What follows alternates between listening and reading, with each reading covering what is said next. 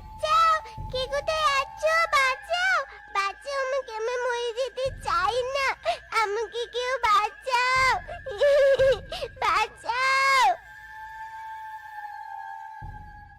আমাদের মনটা স্বপ্নপুরী, সাথী মোদের ফুল পরি, নীল পরি লাল পরি, লাল পরি নীল পরি, সবার সাথে ভাব করি, সবার সাথে ভাব করি, আমাদের দেশটা স্বপ্নপুরী। আরে আরে, নাচুনি আন্টি তো চলে যাচ্ছে। ও আন্টি, আর নাচ দেখাবে না তুমি? এই আন্টি তো চলে যাচ্ছে। চল চল, সবাই আন্টির পিছু পিছু যাই, আবার আন্টির নাচ দেখবো। না তোরা, এখন কোথাও যাওয়া যাবে না, সূর্য লাল হয়ে সন্ধ্যা হলো বলে, এবার তো বাড়ি ফিরতে হবে। যা যা, তুই একাই যা, সন্ধ্যায় বাবা বাড়িতে ফিরবে, তার আগে আমাকে অবশ্যই বাড়িতে থাকতে হবে, নয়তো বাবা আমাকে আস্ত রাখবে না। আমি চললাম। যা যা তোরা, না গেলে নাই, আমি একাই যাব।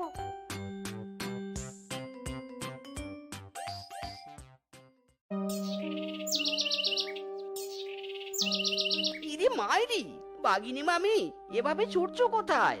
আর কাঁদছোই বা কেন? কোনো বিপদ হয়েছে নাকি? বিপদের আর কিছু বাকি নেই রে মিচকে, ডোরাকে কোথাও খুঁজে পাওয়া যাচ্ছে নে। রাত নেমে আসছে, ছেলেটা আমার বাড়িতে ফিরেনি। ইরে মাইরি, কি সাংঘাতিক! এই বন থেকে ডোরা হারিয়ে যাবে কোথায়? ভালো করে খুঁজে দেখো, ভালো করে খুঁজে দেখো, কোথাও না কোথাও পেয়ে যাবে।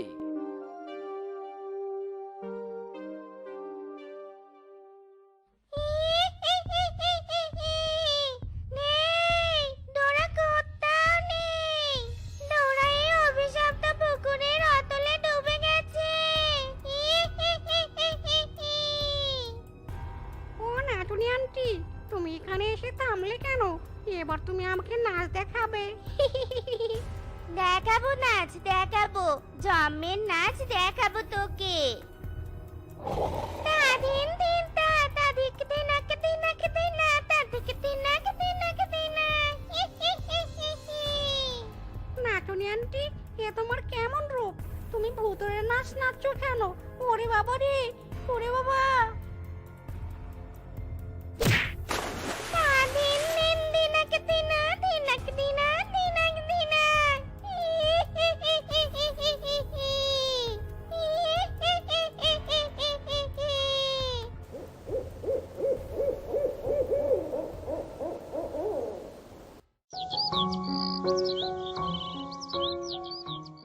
চপ নেবে গো চপ, গরম গরম চপ, চপ নেবে গো চপ। মা, ও মা, তোমার বাজার করা শেষ হয়নি? চলো না মা, চপ খেতে যাবো। আমার যে বড্ড চপ খেতে ইচ্ছে করছে মা। চুপ কর তো, আগে দোকানদারকে টাকা মিটিয়ে দেই, তারপর সব চপটপের ব্যাপার দেখা যাবে। বলছি, কত টাকা হয়েছে কাকা বাবু? আলু 50, পেঁয়াজ 80, সিম 20, মরিচ 30 আর কচু 20, এই সব মিলে 200 টাকা। 200 টাকা? এই নিন কাকা বাবু, চল মা। কি হলো মা, তুমি হুড়মুড়িয়ে যাচ্ছ কোথায়? আমাকে চপ কিনে দিবে না মা, দিবে না? বায়না করছিস কেন? দেখেছিস না সব টাকা দোকানে দিয়ে এলুম, চপ কিনবো কিভাবে? মা এত জোরে টেনো না, আমি হাঁটতে পারছি না। ছাড়ো আমাকে, ছাড়ো ছাড়ো আমাকে, ছাড়ো, আমি চপ খাবো। আমি তোমার কোনো কথা শুনতে চাই না, আমি চপ খাবো। কি হলো কি, এত বায়না করছিস কেন বলতো? বলছি তো এখন টাকা নেই, এরপরও জেদ করছিস? এমন জেদ করলে কিন্তু তোকে রেখে বাড়ি যাব আমি, এই বললুম। মা আমি চপ খাবো, চপ খাবো, আমি চপ খাবো।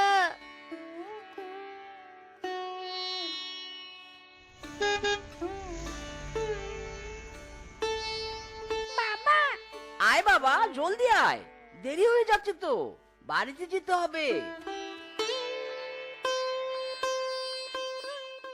চপ নিবে গো, চপ, মজার মজার চপ।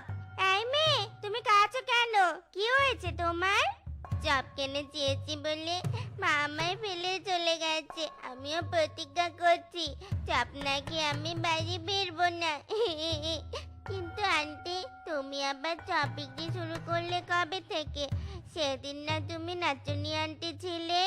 আমি সব কাজই করতে পারি রে মা। চপের জন্য আর কেঁদো নে, এ নাও চপ। Thank you aunty. এই দুটো চপের জন্য ধন্যবাদ দিতে হবে নি। তুমি যদি আমার সাথে যাও তবে আমি তোমাকে আরো চপ দিব। সত্যি বলছো আন্টি? তবে আমি তোমার সাথেই যাব। তুমি আমার অনেক ভালো আন্টি।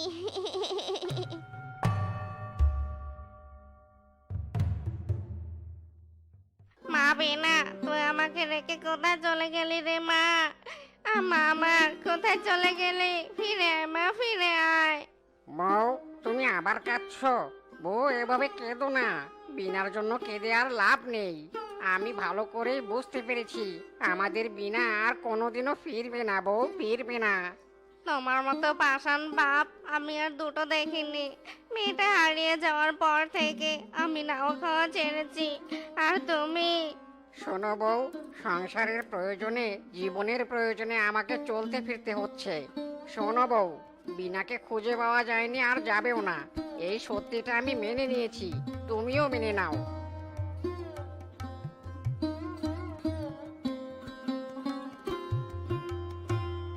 এই গুড্ডু, এই বেলি কোথায় রে? মেয়েটা সকালে না খেয়ে বেরিয়েছে, ওর মা বড্ড চিন্তা করছে। বেলি যে কোথায় সেটা তো আমি জানি না। আমি তো আজ একাই খেলছি, বেলিকে তো চোখে পড়েনি। বলিস কি গুড্ডু? মেয়েটা তবে আমার কোথায় গেল? সকালে খেয়েও তো বের হয়নি, আবার সারাদিন বাড়িতেও ফিরেনি। না, মহা মুশকিলে পড়লাম তো। দেখো পুচকি, দেখো তোমার কত সুন্দর দেখাচ্ছে। তুমি তো আমার কাছে সাজতে আসতে চাইছিলে না, এবার বিশেষ হলো তো আমি কত ভালো সাজাতে জানি। আসলেই তো আমাকে একদম পরীর মতো সুন্দরই লাগছে। কিন্তু সাজনে আন্টি, আমার তো খুব ক্ষুধা পেয়েছে, সকালেও খেয়ে আসিনি। এবার তো আমাকে বাড়ি যেতে হবে, আমার যে বড্ড খিদে পেয়েছে। কি হলো সাজনে আন্টি, হাত ধরলে কেন? ও মা গো, এটা কে? পালাচ্ছিস কোথায়? তোকে নিজ হাতে সাজিয়েছি তোকে ছেড়ে দেওয়ার জন্য। তোকে তো শেষবারের মতো সাজিয়েছি, এটাই তোর মৃত্যু সাজ।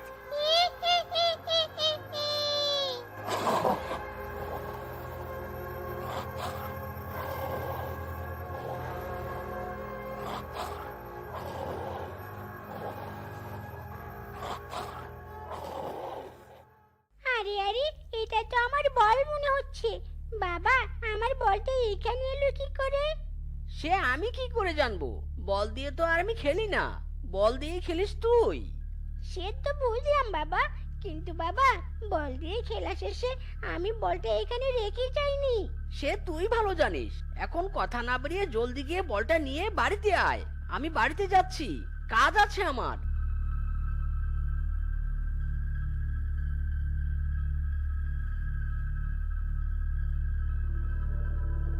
আরে আরে, এই বলটার আবার কি হলো?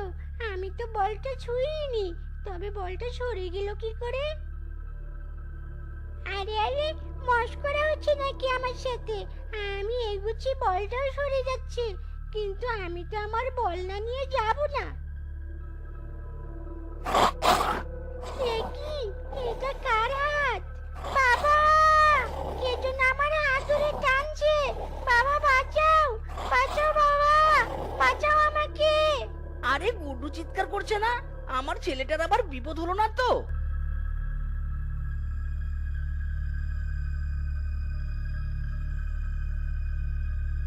গুড্ডু, গুড্ডু বাপ, আমার কোথায় ডুবে গেলি? ফিরে আয় বাপ, ফিরে আয়। আয় বিধাতা, আমার সন্তানকে ফিরিয়ে দাও।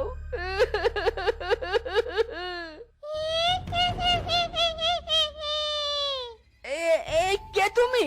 আমার কান্না শুনে তুমি হাসছো কেন? হ্যাঁ, হাসবই তো, আমার তো হাসার সময়।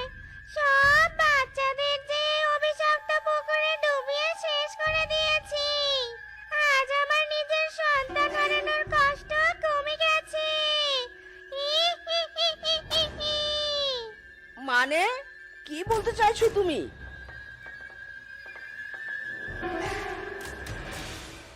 এই হলো তো, সকাল সকাল অবৈধ সন্তানের মুখ দেখতে হলো।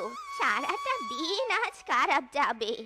সকাল সকালে অবৈধ মেয়েকে নিয়ে বের হয়েছিস কেন? হ্যাঁ, এ কেমন কথা বলছেন কাকিমা? আপনারই তো বলেছিলুম টুম্পা আমার অবৈধ সন্তান নয়। টুম্পার বাবা জন্মের আগে মরে গেছে। হয়েছে হয়েছে, থাম তুই। পালিয়ে গিয়েছিলি তো পাশের বনে, তাই একবারে বাচ্চা নিয়ে ফিরেছিস। কে জানে এই বাচ্চার বাবা কে, আর এই বাচ্চা কিভাবে দুনিয়ায় এসেছে। যত সব। ওরে সেরেছে রে সেরেছে, আমার বাড়িতে এই অবৈধ সন্তান কেন? শেফা, এই শেফা, আরামজাদি, তোকে বলেছিলাম না এই অবৈধ সন্তানকে চার দেয়ালে বন্দি রাখতে, আর তুই কিনা ওকে আমার বাড়িতে নিয়ে এসেছিস। ইয়ে মানে মোড়ল মশাই, মেয়েটার গায়ে বড় জ্বর ছিল, তাই সাথে এনেছিলুম।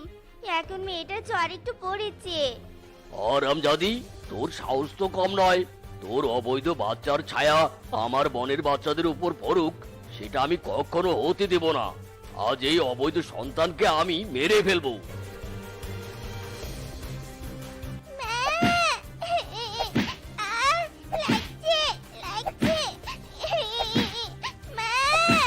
মোড়ল মশাই, দোহাই আবার দোহাই, আমার মেয়েকে মারবেন নে। দরকার পড়লে আমি আপনার বাড়ির কাজ ছেড়ে চলে যাব, তবু আমার মেয়েকে ছেড়ে দিন। আমি আপনার পায়ে পড়ছি মোড়ল মশাই, আমি আপনার পায়ে পড়ছি।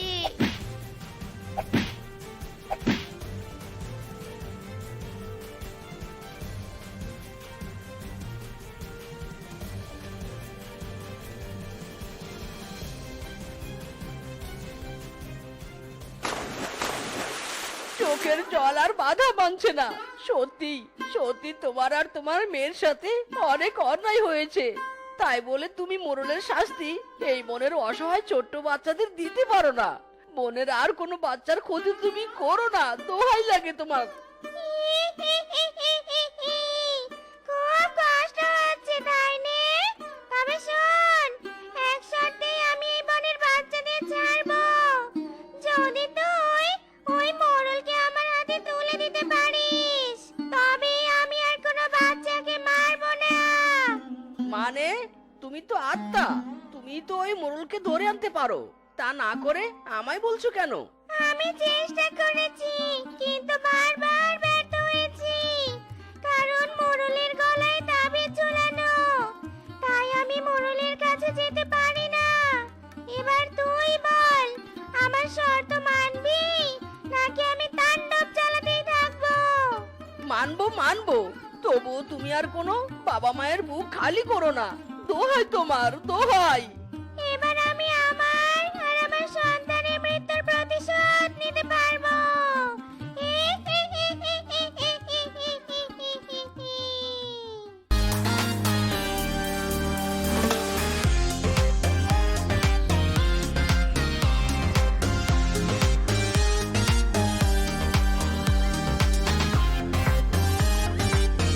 ওরে বাবারে!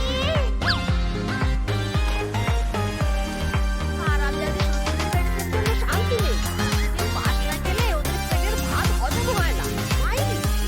হাওয়াই তো আমায় ওরে আপনার রঙিনী ভাই আমি ওলট পালট রঙিনী রঙিনী যেদিকে তাকাই আশেপাশে সুন্দর এক পরী দেখতে পাই ডাইনে বামে মুখে হাসে ধরতে গেলেই পাপা পাপা আরে আরে এই হারামি, মারবি নাকি আমাকে? হ্যাঁ, এই বোন তোর এ কি হাল বিয়ের পর বউ নিয়ে ঘুরবি আরে একটা নয় দুটো বিয়ে করেছিস আর তুই কি না শালা সাত সকালবেলা বাস নিয়ে ঘুরছিস বন্ধুরে বন্ধু, কি আর বলি, বিয়ে করে তো বাস খেলাম, তাই তো আজ বাস নিয়ে ঘুরছি। বাস না দিলে বউ কথাই শোনে না, বউয়ের জ্বালা বড় জ্বালা, মাইরি। কি উল্টা পাল্টা বলিস রে বন্ধু তোর কথা তো আমার মাথায় ঢুকছে না রে একটু সোজা করে বল না কি হয়েছেটা কি এই বউয়ের সাথে বাসের কি সম্পর্ক আরে শখ করে বিয়ে করলাম দুইখানা, ঘরে থাকে না বউ একখানা। দুই বউ ঘুমায় পানিতে, আমি থাকি খাটলিতে। এদিকে বউ ছাড়া যাচ্ছি শুকিয়ে। সারা রাত দিতে হয় বউ পাহারা, সকালে উঠাতে হয় বাঁশ নিয়ে গুতিয়ে। জীবন দিচ্ছি আমার আগুনে জ্বালিয়ে, মাইরি। হ্যাঁ, পানিতে ঘুমায়? তার মানে তোর দুই বউ নির্ঘাত তার ছেঁড়া, শেষমেশ কিনা দুটো পাগলিকে জোটালি কপালে। আহারে, তোর জীবন তো একেবারে ঝালাপালা হয়ে গেল। বন্ধু, আমার জীবন তো অলরেডি শেষ। মনে হয় না আর বেশি দিন বাঁচবো বন্ধু। বন্ধু, আমার ভাই, তুই তো আমার ছোট্ট কালের বন্ধু। তুই কি আমার একটা উপকার করতে পারবি রে বন্ধু? করবো না মানে? আলবাত করব। একটা কেন, তুই চাইলে 10টা উপকার করব। তুই আমার একমাত্র বন্ধু, তোর পাশে আমি সব সময় আছি। বন্ধু, বলছি কি তুই আমার দুই বউয়ের দায়িত্ব নিবি? যা, কোনো টাকা পয়সা লাগবে না, বিনা টাকায় তোকে দিয়ে দিব। প্লিজ না করিস না বন্ধু, তুই কিন্তু কথা দিয়েছিস। হায় হায়, পাগল নাকি রে? তোর দুই বউয়ের পিছনে বাস নিয়ে ঘুরবো আমি? ও ওসব পারবো না বাপু। ইরে মাইরি, পারবি না মানে? তোকে পারতেই হবে। তুই কথা দিয়েছিস আমাকে, তোকে দায়িত্ব নিতেই হবে, না হলে তোকেও বাস দিব মাইরি। হ্যাঁ, হেভি জটিল কেস তো। এই বেটা নিশ্চিত বৌদের মতো পাগল হয়ে গেছে। না না, সময় থাকতে কেটে পড়ি বাবা।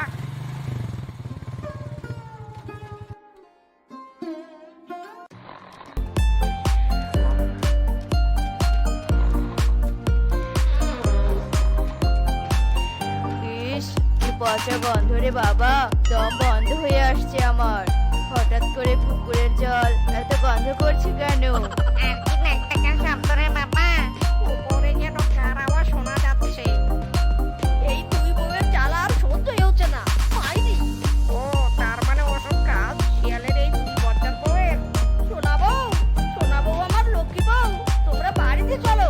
আরে আরে, এই শ্বশুরের বেটা তো বড্ড জ্বালাতন করছে, একটু ঘুমাতে দিচ্ছে নি। রূপা, বাতের বেটাকে। আরে দুই বউ, তোমরা একটু থামো, আমার কথা বোঝার চেষ্টা করো। রাত বিরাতে এমন পানির মধ্যে ঘুমিয়ে থাকো, যদি কোনো বিপদ হয় তখন তোমাদের মামাকে কি জবাব দিব? একটু বোঝার চেষ্টা করো, দয়া করে তোমাদের এই অভ্যাসটা পাল্টাও, আমাকে মুক্তি দাও। চুপ, একদম চুপ। তুই কে রে? তোর কথায় অভ্যাস পাল্টাবো? আরামজাদা, আজ তোকে মজা দেখাবো। আমাদের ঘুম নষ্ট করতে এসেছিস? ওরে বাবা রে, ছেড়ে দে রে, ছেড়ে দে। ইরি মাইরি। আরেকবার খালি আসিস ঘুম ভাঙাতে, তারপর বুঝবি মজা। শিবা চল, ঘুমিয়ে পড়ি, ঘুমের অনেক দেরি হয়ে গেল। এই নে, যত টাকা যৌতুক চেয়েছিলি তত টাকাই দিলাম, কিন্তু যদি আমার দুই ভাগ্নের কোনো ক্ষতি হয় তাহলে তোর কপালে কঠিন দুঃখ আছে। এই কথাটা ভালো করে মাথায় ঢুকিয়ে নে।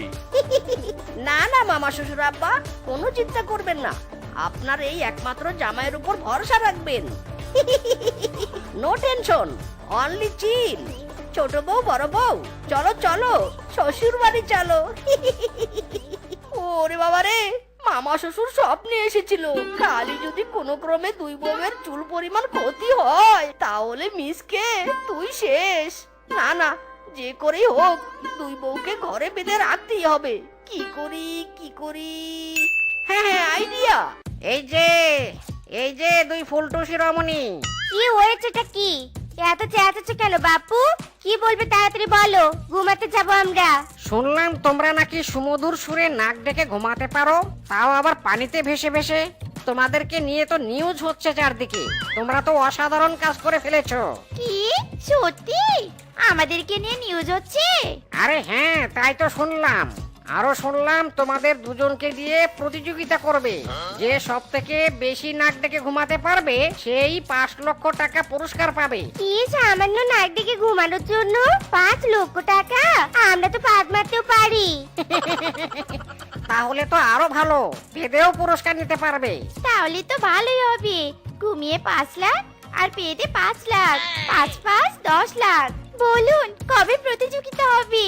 এই তো আর কদিন বাদেই হবে। যারা প্রতিযোগিতার আয়োজন করবে তারাই তো আমাকে পাঠালো তোমাদের ট্রেনিং দিতে। আচ্ছা নাও তো একবার প্র্যাকটিস করো তো, কে আগে ফার্স্ট হয় দেখি। ঠিক আছে, আমরা রাজি। রেডি, টাইম, নাও স্টার্ট। 1 2 3। ইরি মাইরি, আজকে শ্বশুরের বেটিদের ছাড়বো না। আমি যে করেই হোক আজ বাড়িতে নিয়ে যাবই যাব, আর এমন জোরে বেঁধে রাখবো কারো বাপের 14 গোষ্ঠীর সাধ্য নেই ওদেরকে বাঁধন খোলার। সেই মজা পাইছি, হেপি বিনোদন।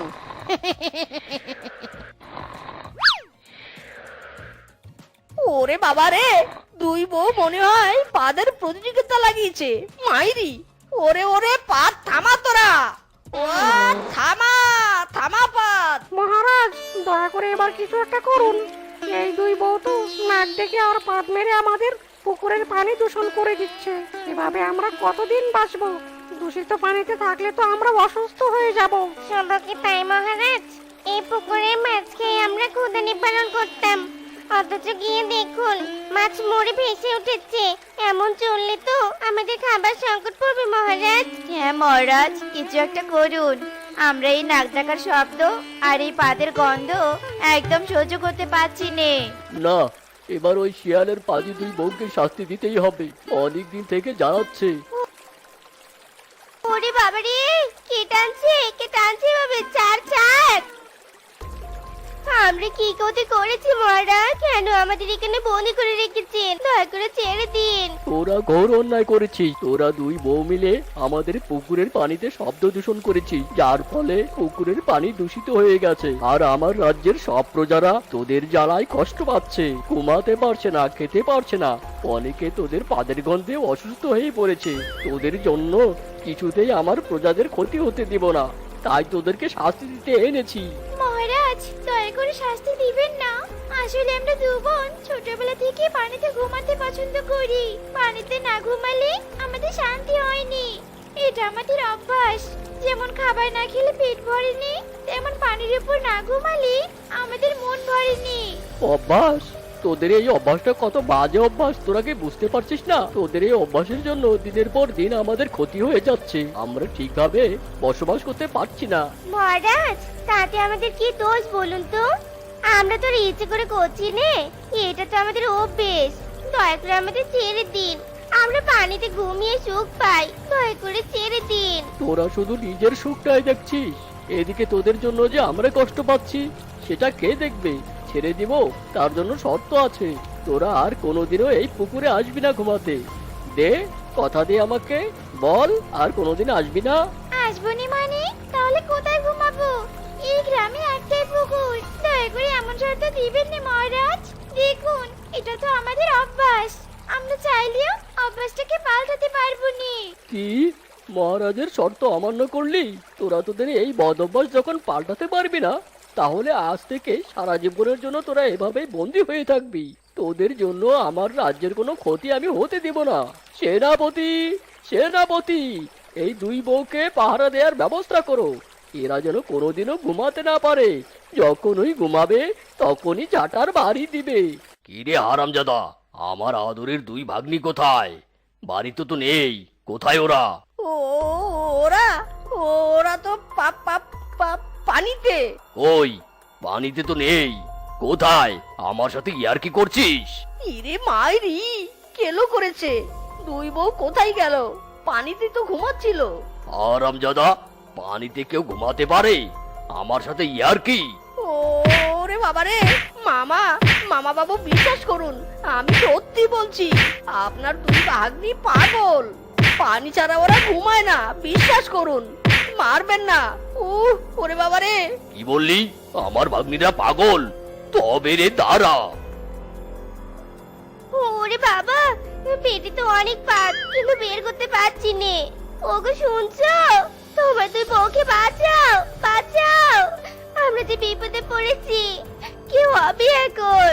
প্রতিযোগিতাতে তো পুরস্কারও পাওয়া হলো নে, আর এদিকে ঘুমাতেও পারবো নে। দুজন দুদিকে ঝাঁটা নিয়ে দাঁড়িয়ে আছি। ওগো বাঁচাও। হারামজাদা, দাঁড়া বলছি, দাঁড়া। বল, আমার ভাগ্নিদের কোথায় রেখেছিস? বল। আমি সত্যি বলছি, জানি না ওরা কোথায় গেছে। মাইরি, তাড়াতাড়ি বল, আমার ভাগ্নিরা কোথায়? নয়তো তোর আজকেই শেষ দিন হবে। ওই বই করে বলেছিলাম আমার ভাগ্নিদের যেন কোনো ক্ষতি না হয়। নিশ্চয়ই তুই ওদের কোনো ক্ষতি করেছিস। আজ তোর রক্ষে নেই রে হারামি। তো বন্ধুরা, আমরা এই গল্প থেকে এটাই শিখলাম যে আমাদের জীবনে এমন অনেক খারাপ অভ্যাস থাকে, যে অভ্যাসের কারণে আমাদেরকে বিপদের সম্মুখীন হতে হয়। যত দ্রুত সম্ভব এই খারাপ অভ্যাসগুলো বর্জন করতে হবে, নয়তো আমাদের গল্পে শেফার উপর মতো আমাদেরকেও বিপদে পড়তে হবে।